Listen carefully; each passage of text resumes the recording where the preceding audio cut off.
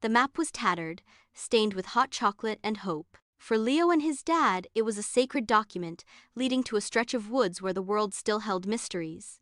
Their mission, Operation Sasquatch.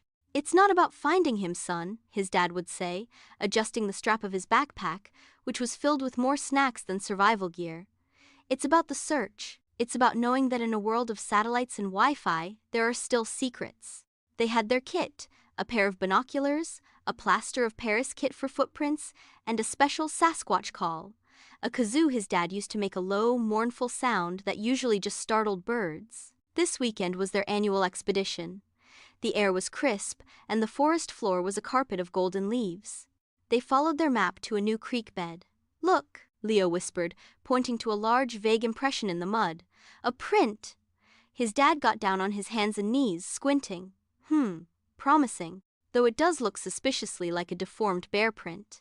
He winked but still pulled out the plaster to make a cast. They spent the afternoon following false trails and eating peanut butter sandwiches on a mossy log. As the sun began to dip below the trees, painting the sky in shades of orange and purple, they sat in a comfortable silence. Then, they heard it. Not a kazoo, but a sound. A deep, guttural cough that seemed to vibrate through the ancient pines. It came from the thicket across the creek. Then, the unmistakable snap of a heavy branch. Leo's eyes went wide. His dad's hand found his shoulder, squeezing tight. They sat frozen, not even daring to breathe.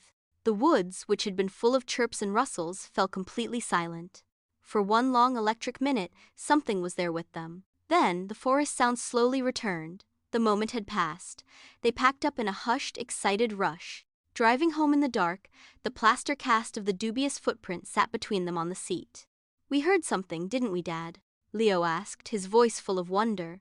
His dad smiled, his face illuminated by the dashboard lights. "We sure did." "Was it him?" His dad paused, then said the words he always did, but this time they felt different. "It doesn't matter if we found him, Leo. What matters is that for a moment, we believed we could. And sometimes, the magic isn't in the proof, it's in the possibility." Leo looked out at the passing dark trees, no longer just trees, but hiding places for giants.